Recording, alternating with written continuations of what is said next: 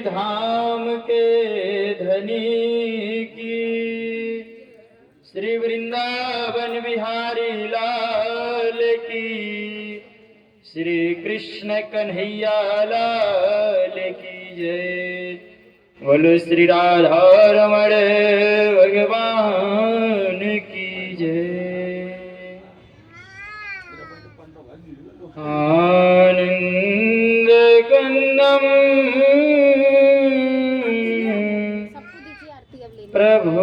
प्रभुदेव चंद्रम ब्रजेश रूपेण पुरापि जातम् प्रविश्य प्राप्तं प्रिय प्राणनाथम् परेश पूर्णाम सततं नमामि। ब्रह्म प्रियाय गरुडाय जाता सर्वस्व पाता भवसिन्धु त्राता विज्ञान दाता निज धर्म दाता दीन बंधो शरणं प्रपद्ये दीन बंधो शरणं प्रपद्ये। प्रथम लागू दो चरण को धन्य न छुड़ायो छिना लाख तली लालिया मेरे जीव के ही जीवन। इन पाँव तले पड़े रहूं धनी नजर खोलो बातन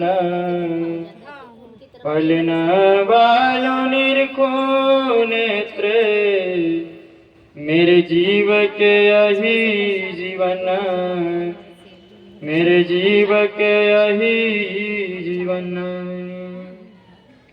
वंदो सतगुरु चरण को परुष प्रेम प्रणाम अशुभ हरण मंगल करण श्री देव चंद्र जी नाम।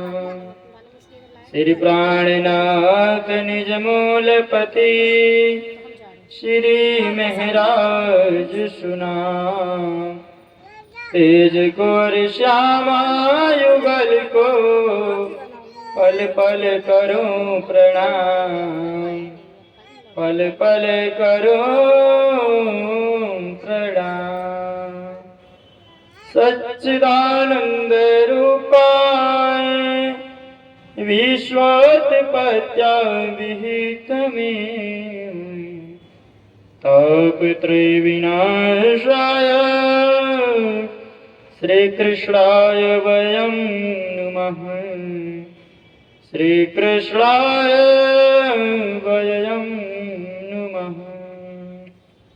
बोलो श्री प्राणनाथ प्यारे की श्री वृंदावन बिहारी लाल की श्री कृष्ण कन्हैया लाल की।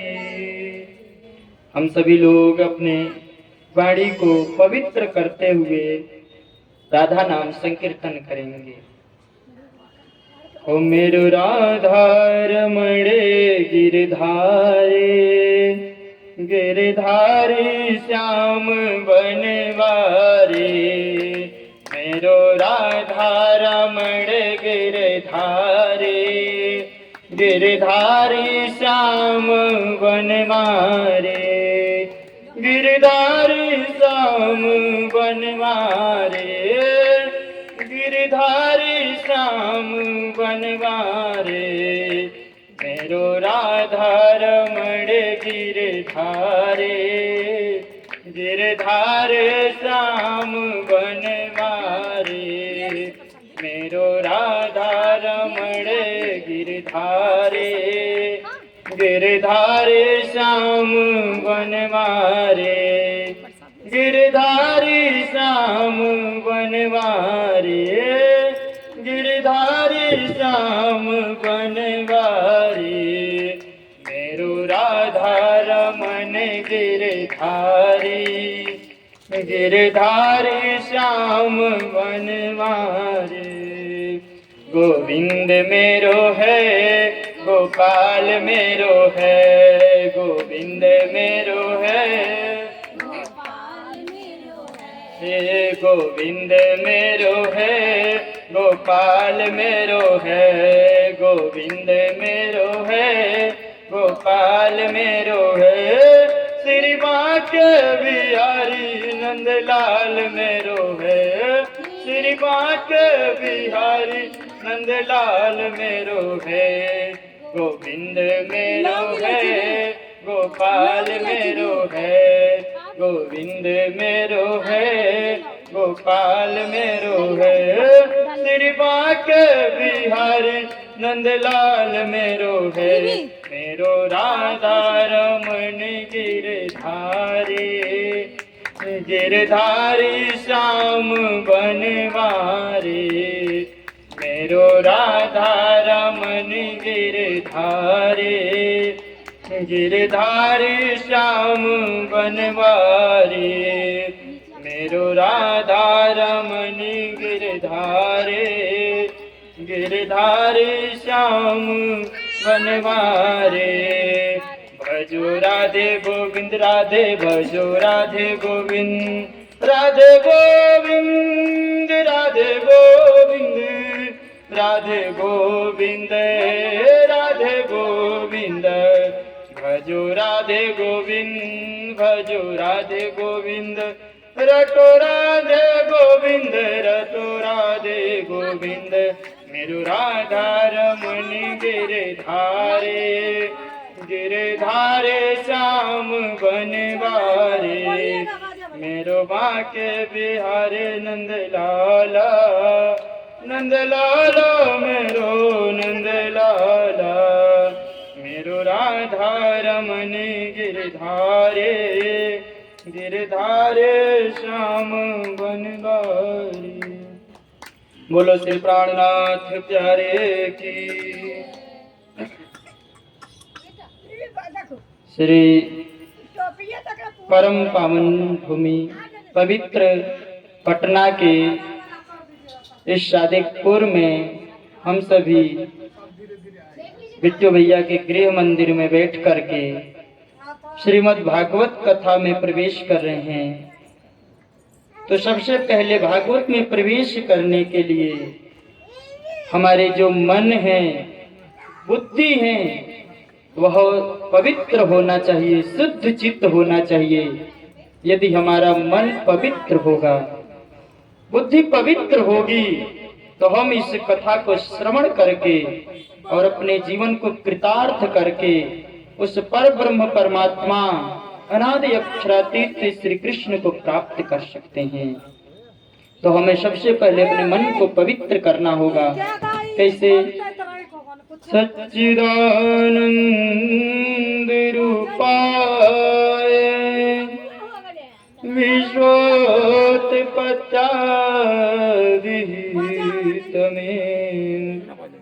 तापत्रय विनाशाय श्री कृष्णाय वरम नमः। सच्चिदानंद रूपाय। सुंदर साथ जी, सज्जनों, जो सत्य चिद और आनंदमय है, जो सच्चिदानंद घन है, जो सत्य अंग है, उस सबको अक्षर ब्रह्म बोलते हैं। जिस अक्षर ब्रह्म के एक पलक झपकाने मात्र से करोड़ों करोड़ ब्रह्मांड बनते हैं और लय को प्राप्त हो जाते हैं, उसको सत अंग बोलते हैं। उस परमात्मा का एक अंग है जिसको चिद अंग बोलते हैं। वह परमात्मा का खुद है, चिद घन स्वरूप है, जहां पर बैठ करके परमात्मा खुद लीला करता है, उसको चिद घन स्वरूप बोलते हैं। और एक होता है आनंद, इस सच्चिदानंद में तीन शब्द हैं, सत्य, चिद और आनंद।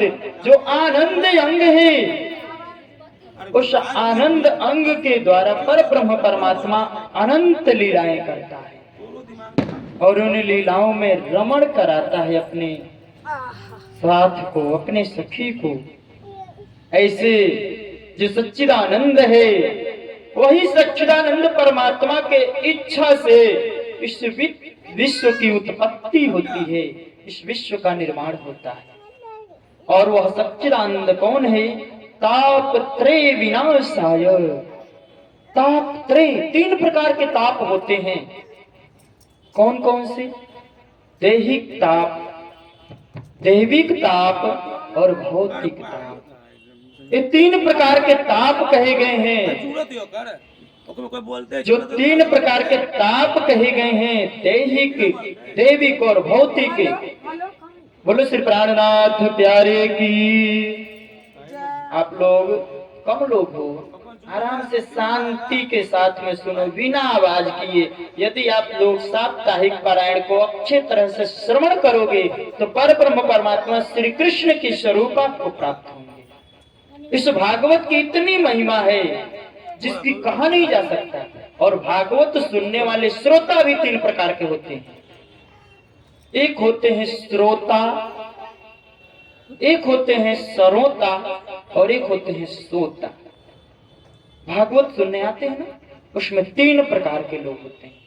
एक होते हैं श्रोता, जो नियम बना करके जाएंगे कि हमें भागवत सुनने जाना है, अच्छे तरह से भागवत सुने। 3 घंटा भागवत चलेगा, वह 3 घंटे पूरा भागवत सुनेंगे, एक शब्द भी इधर उधर नहीं करेंगे, उसको अपने हृदय में हृदयांगम करेंगे। और एक होते हैं सरोता, वो क्या करेंगे? सुनने आएंगे भागवत कह करके कि मैं भागवत सुनने जा रहा हूं, और उसमें बीच बीच में टिप्पणी करते रहेंगे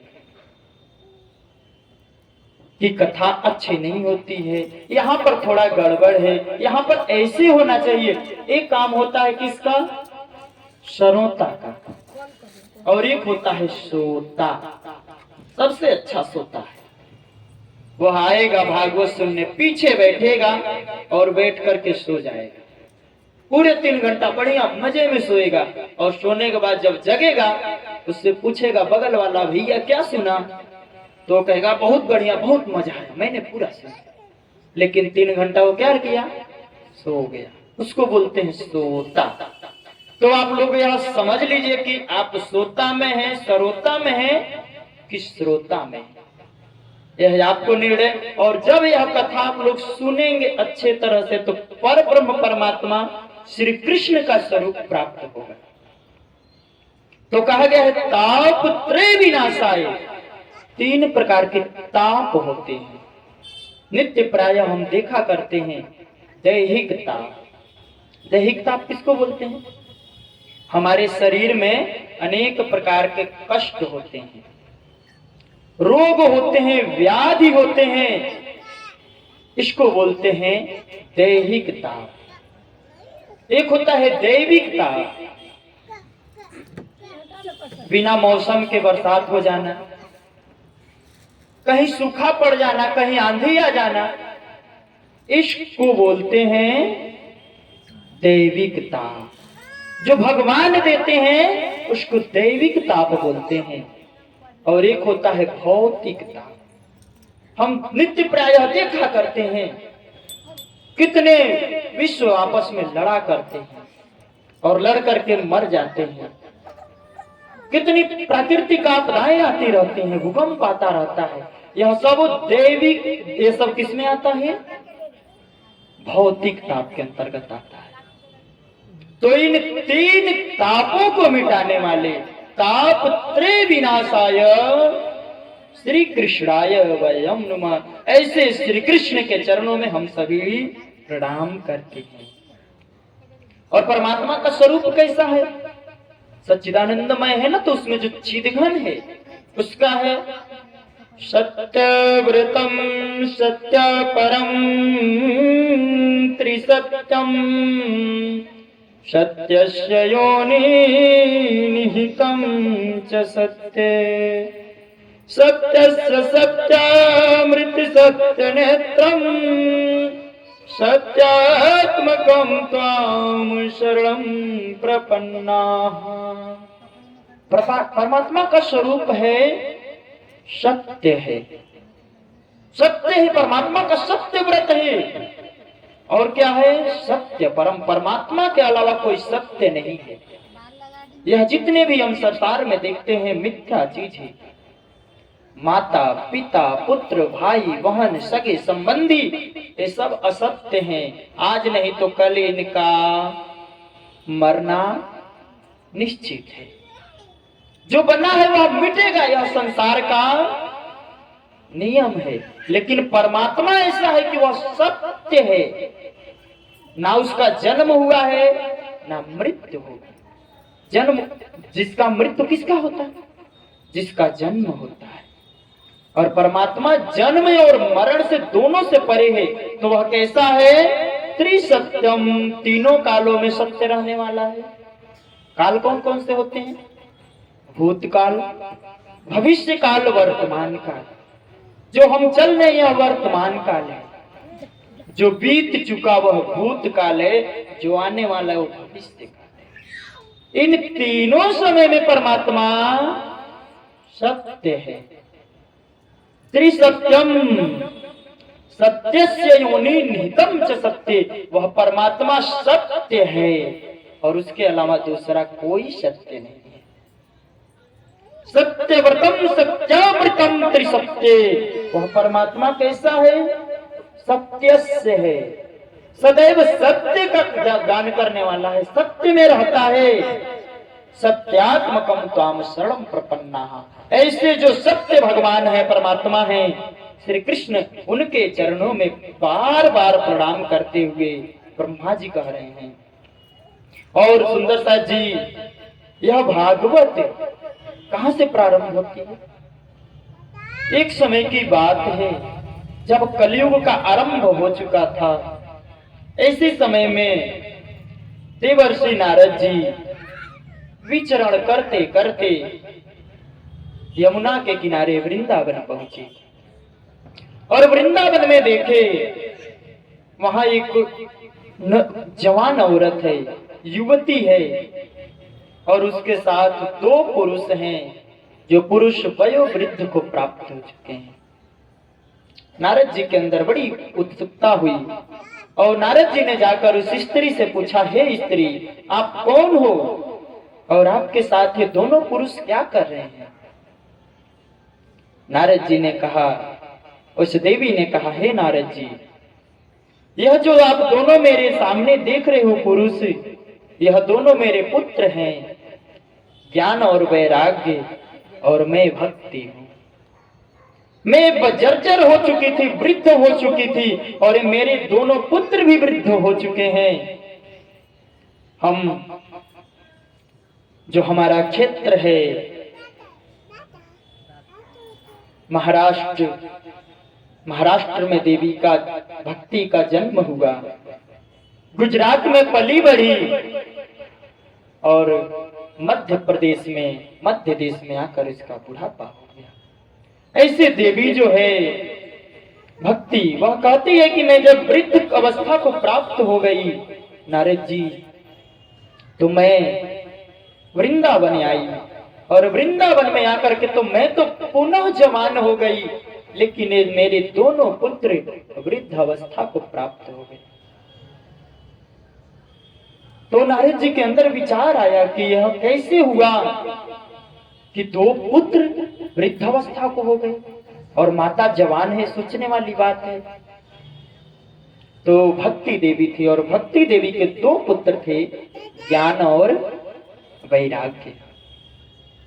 इस प्रकार से जब नारद मुनि को चिंता हुई तो नारद जी ने कहा, हे देवी, मैं आपके इस कष्ट के निवारण का कोई उपाय सोचता हूं।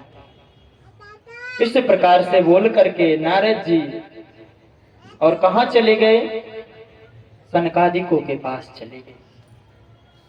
कहे, हे सनकादिक, हमने देखा है कि कैसे भक्ति देवी जो है वह वृद्ध अवस्था को प्राप्त हो गई हैं, वयोवृद्ध हो गई हैं।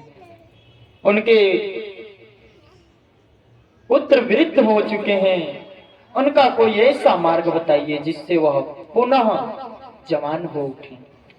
ऐसे नारद जी ने बहुत प्रयास किया, सभी तीर्थों में गए और सभी तीर्थों में जा करके भक्ति के पुत्र ज्ञान और वैराग्य को जमान करने का प्रयास किए, लेकिन कहीं भी ऐसा भक्त नहीं हुआ, ऐसी शक्ति नहीं मिली जिसके वजह से ज्ञान और वैराग्य पुनः जवान हो सके। ऐसे करते करते नारद जी पहुंचे सनकादिक के पास, सनकादिक को कह करके सुनाए। सनकादिक जी और शौनकादिक ऋषि थे, वह भी बेचैन थे कि मुझे परमात्मा का शरण मिले, कहीं भी शांति नहीं मिल रही है, सब जगह घोर कलयुग छा गया है। ऐसा करके शौनकादिक ऋषियों को लेकर के और नारद जी कैसे हरिद्वार क्षेत्र में आए, नैमिषारण्य क्षेत्र में, और भक्ति देवी को कहे, भक्ति देवी आप चलो, और आप चल करके वहां पर भागवत सुनो। उधर से उत्तर से उत्तराखंड से उतर करके शौनकादिक ऋषि आए। अब भागवत करना है तो भागवत करने के लिए जगह भी होना चाहिए, मंडप भी लगना चाहिए, सजावट भी होनी चाहिए, लोग भी आने चाहिए, ऋषि भी आने चाहिए। सनकादिक ऋषियों ने कहा, नारद जी व्यवस्था क्या किए हैं? नारद जी ने कहा, ये जो वट का वृक्ष देख रहे हैं ना, वट का वृक्ष बहुत विशाल होता है, उसके नीचे हजारों लोग बैठ सकते हैं। नैमिषारण्य क्षेत्र में वट वृक्ष के नीचे बैठ करके नारद जी ने कहा कि हे सनकादिक जी, आप भागवत सुनाइए। ऐसे उस वट वृक्ष के नीचे सनकादिक ऋषि बैठे, सभी सनकादिक बैठे और सुंदर व्यवस्था हो गई। और भागवत सुनने के कुछ नियम होते हैं। भागवत सुनने के नियम क्या है कि भागवत एकाग्रचित्त होकर के सुनना पड़ता है और 7 दिन तक ब्रह्मचर्य का पालन करना पड़ता है। 7 दिन तक ब्रह्मचर्य रह करके परमात्मा का ध्यान करो, चिंतन करो, तो परमात्मा की प्राप्ति होती है। अब सनकादिक जी कहे, इसमें यजमान कौन बनेगा? भागवत में यजमान भी बनाना पड़ता है, यजमान कौन बनेगा? तो अब सनकादिकों ने विचार किया कि नारद जी को यजमान बनाए। नारद जी को यजमान बना दिए और 88,000 शौनकादि ऋषि सुनने वाले बैठे। वहीं पर भक्ति ज्ञान और वैराग्य भी पहुंच गए। और ऐसे करके नारद जी ने भागवत प्रारंभ किया। जब भागवत साप्ताहिक भागवत चली और उसमें कैसे जब साप्ताहिक भागवत पूरा हुआ तो ज्ञान और वैराग्य दोनों जवान हो गए। बोलो कृष्ण कन्हैया लाल की। और जब वह दोनों जवान हो गए तो पुनः कृष्ण भजन में और कहे कि हे भक्ति, तुम्हारा वास सदैव भक्तों के हृदय में होगा। जहां भक्त होंगे, जहां भागवत की कथा होगी, वहां पर सभी ऋषि मुनि संत देव देवता सब जाकर के भागवत श्रवण करेंगे। ऐसे करके भक्ति देवी के दुखों का निवारण होता है। भक्ति देवी के ज्ञान और वैराग्य दोनों पुत्र जवान हो जाते हैं। अब एक तुंगभद्रा नदी थी और तुंगभद्रा नदी नाम के किनारे एक अनुपमपुर गांव था और उस अनुपमपुर गांव में बड़े ही प्रतापी एक संत रहा करते थे, महात्मा रहा करते थे, जिनका नाम है आत्मादेव। आत्मदेव ब्राह्मण रहा करते थे। वह ब्राह्मण तो बड़े ही पवित्र थे, लेकिन उनकी एक पत्नी थी जिनका नाम था धुंधली। वह पत्नी अपने ऐशो आराम में जीवन जीना चाहती थी, परमात्मा का भक्ति नहीं करती थी, स्नान नहीं करती थी, पूजा नहीं करती थी, उसको कुछ मतलब नहीं था धर्म से। ऋषि जो थे, महात्मा जी, आत्मदेव ब्राह्मण, उनके पास सब कुछ भरा था, धन दौलत संपत्ति सब कुछ थी। कमी थी तो किसकी थी? एक पुत्र नहीं था। बोलो कृष्ण कन्हैया लाल की। उनके पास पुत्र नहीं था। तो आत्मदेव जी ने सोचा कि मेरे पास पुत्र तो है नहीं, वृद्ध अवस्था को हो चले, कहे कि अब ऐसे जीवन जीने से अच्छा है कि मुझे इस जीवन को खत्म कर देना चाहिए, मुझे मर जाना चाहिए। ऐसा विचार करके आत्मदेव जो ब्राह्मण हैं, बोलो कृष्ण कन्हैया लाल की। आप लोग बिना आवाज किए भी काम कर सकते हैं। तो वह जो आत्मदेव ब्राह्मण हैं, वह ब्राह्मण कहाँ गए? नदी में, जंगल में। अब जंगल में नदी भी होता है। वो जाकर के वहां पर अपना प्राण छोड़ने का प्रयास किए। नदी में जब कूदने लगे, वहां पर एक ऋषि आए और ऋषि कहे कि क्या हुआ ब्राह्मण, आप अपना शरीर क्यों छोड़ना चाहते हो? तो उन्होंने कहा, किसने? ब्राह्मण ने, आत्मदेव ने, कि हे ऋषि महात्मा जी, मेरे पास कोई संतान नहीं है, मेरे पास धन संपत्ति सब कुछ है, लेकिन मेरे पास संतान नहीं है। मैं ऐसे धन संपत्ति का क्या करूंगा? जब ऐसा उन्होंने कहा तो अब ब्राह्मण देव ऋषि हैं, कहे कि देखो आत्मदेव, तुम ये जो मांग रहे हो ना कि मुझे पुत्र दो, तुम्हारे जीवन में अभी नहीं, इस जन्म में नहीं, 7 जन्म तक संतान का सुख है ही नहीं। आत्मदेव जी कहे, नहीं महात्मा जी, ऐसा नहीं करो, मुझे एक पुत्र दे दो, मैं संतुष्ट हो जाऊंगा। ऋषि की बात ऐसे, आत्मदेव की बात जब ऋषि सुने तो ऋषि ने कहा, चलो ठीक है, तुम नहीं मान रहे हो तो मैं तुझको फल देता हूं, और वह फल ले जाकर के तुम क्या करना? अपने धर्म पत्नी को खिला देना। आत्मदेव ब्राह्मण जी बड़े प्रसन्न होकर के आए और वह फल अपने धर्म पत्नी धुंधली को दे दिए। और जो धुंधली थी धर्म पत्नी, उस धुंधली के धर्म पत्नी जो उनकी थी ना, वो कैसी थी?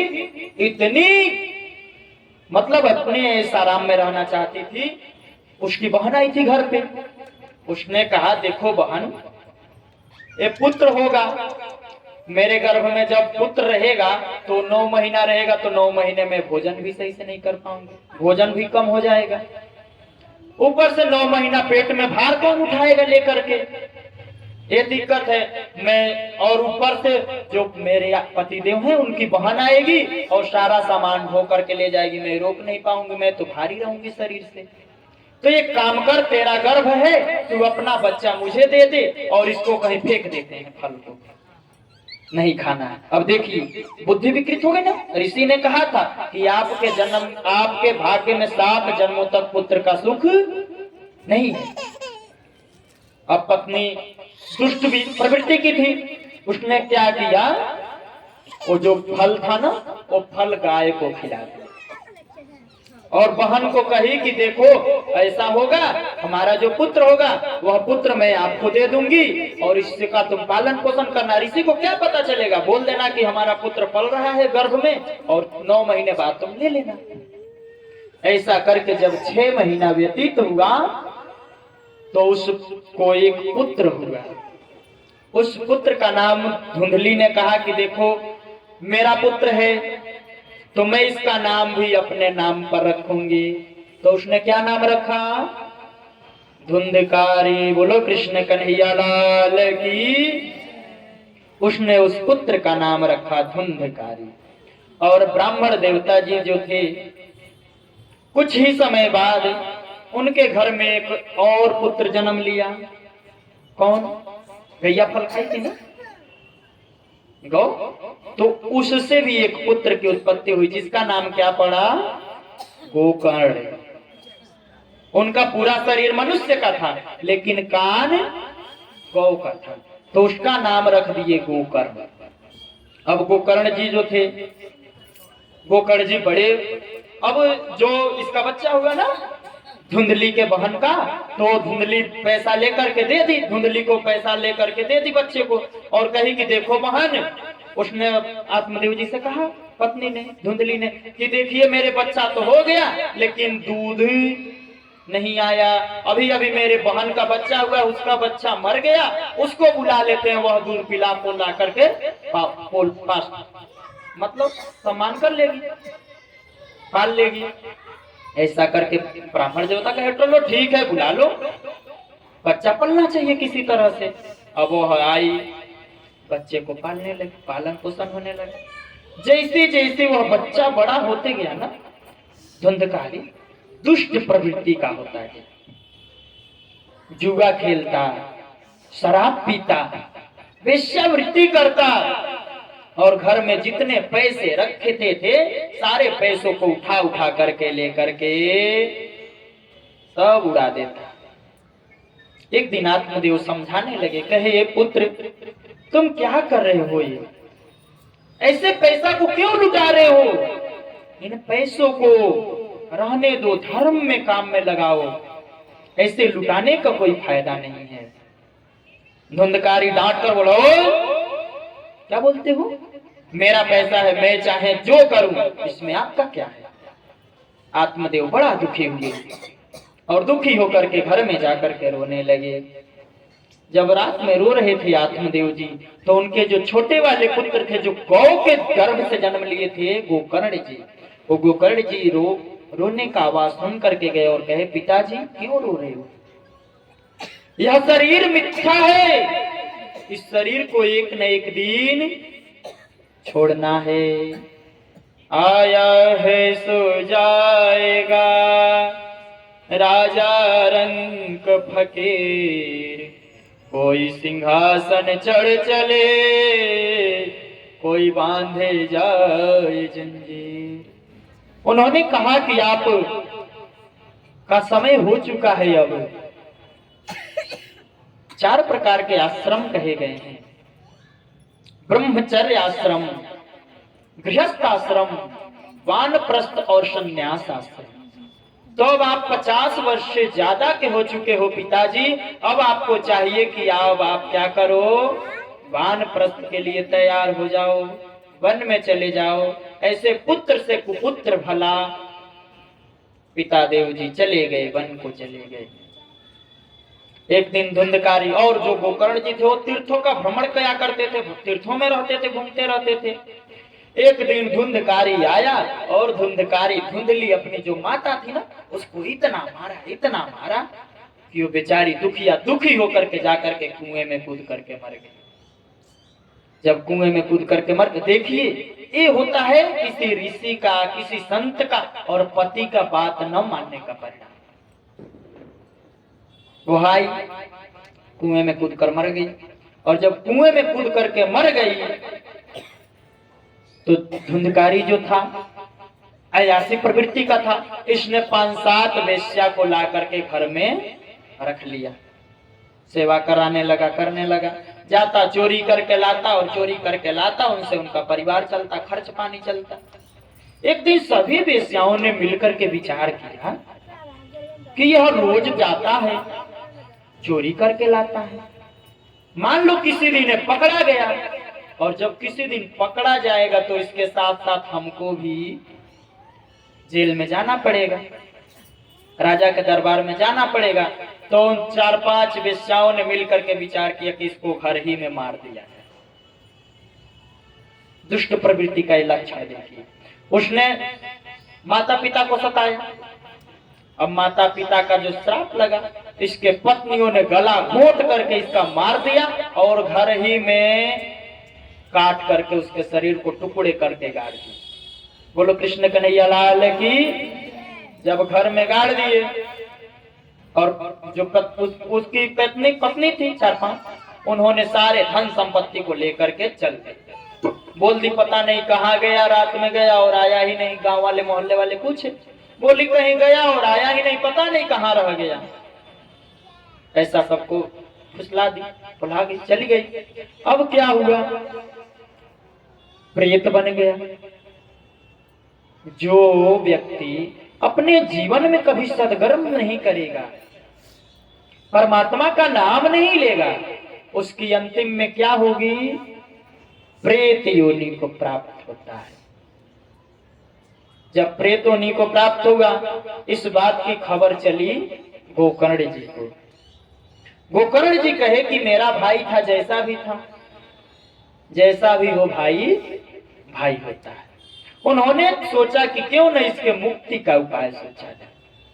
गोकर्ण जी गए और सारे तीर्थों में, कहां कहां, काशी प्रयाग गया,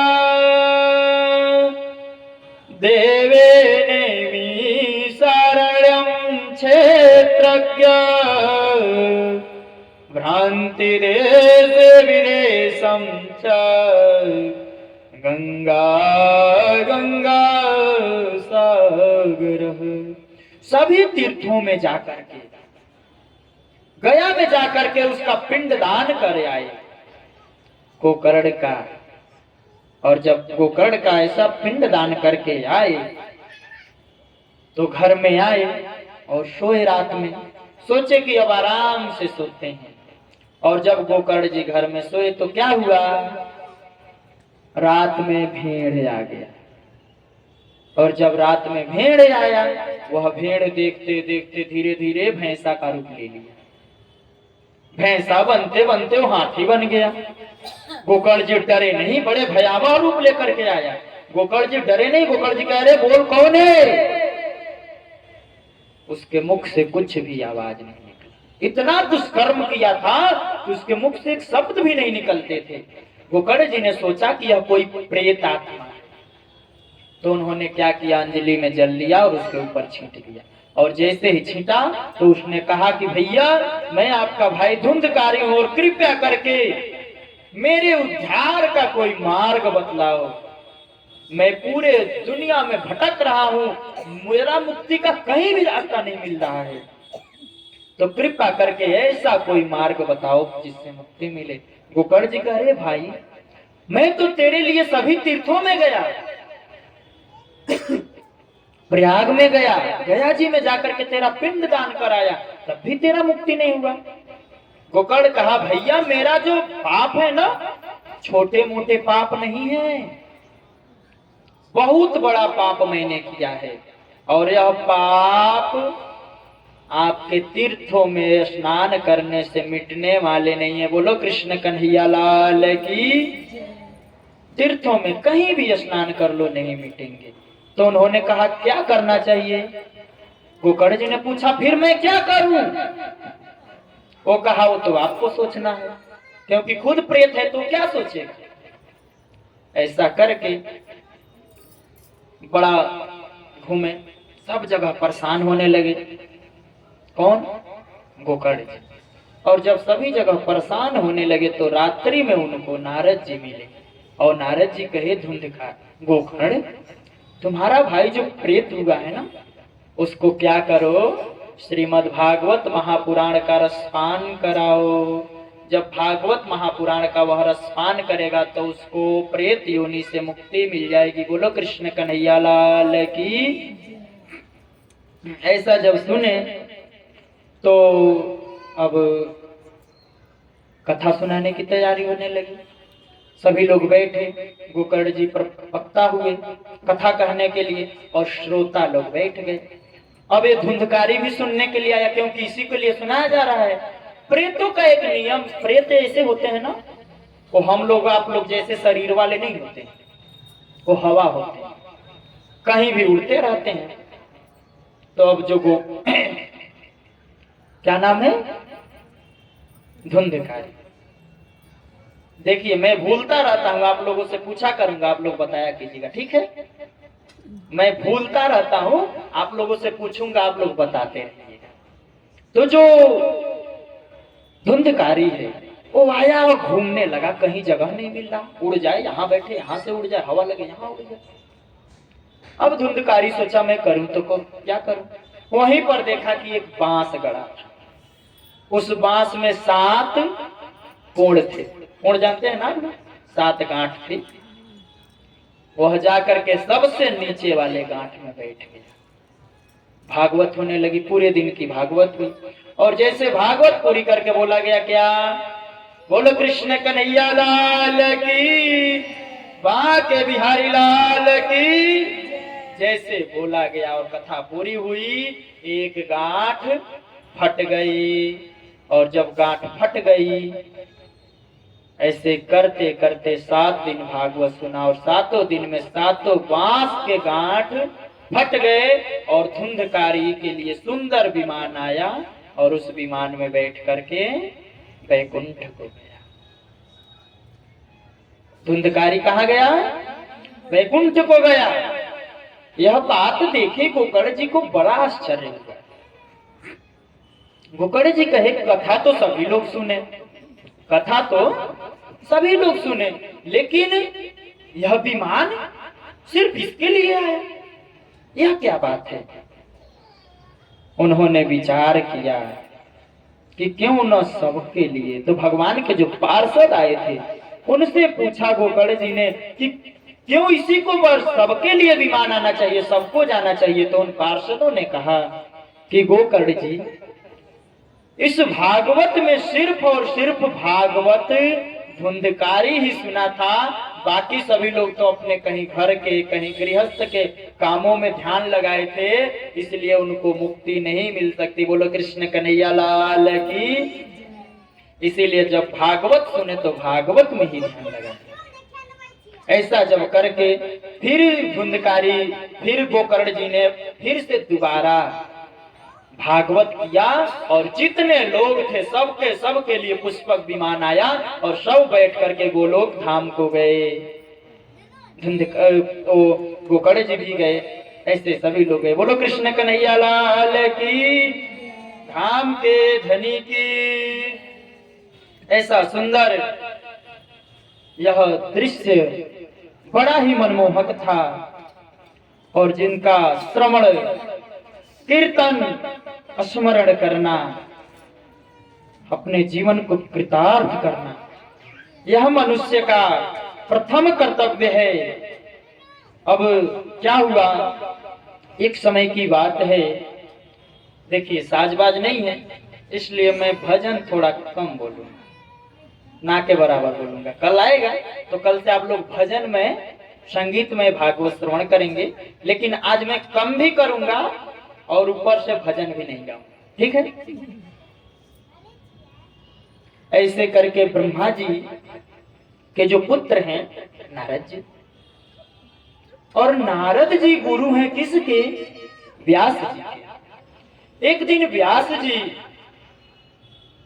4 वेद, 6 शास्त्र और 17 पुराणों की रचना करके बैठे थे। कहां पर? अपने आश्रम में। और जब व्यास जी बैठे थे तो व्यास जी के अंदर खलबली मची है। व्यास जी कहे, मुझे कहीं भी चिंता छोड़ क्यों नहीं रहा है, कहीं भी शांति क्यों नहीं मिल रही है? ऐसा विचार करके जब व्यास जी बैठे हैं तो उनके मार्गदर्शक नारद जी आए और नारद जी आकर के उनके पास कहे कि हे व्यास, कृष्ण द्वापाय, आप इतना चिंतातुर क्यों हो? व्यास जी ने कहा कि मेरे भी समझ में नहीं आ रहा है गुरु जी कि मैं इतना शोकाकुल क्यों हूं, मुझे कहीं भी शांति क्यों नहीं मिल रही है।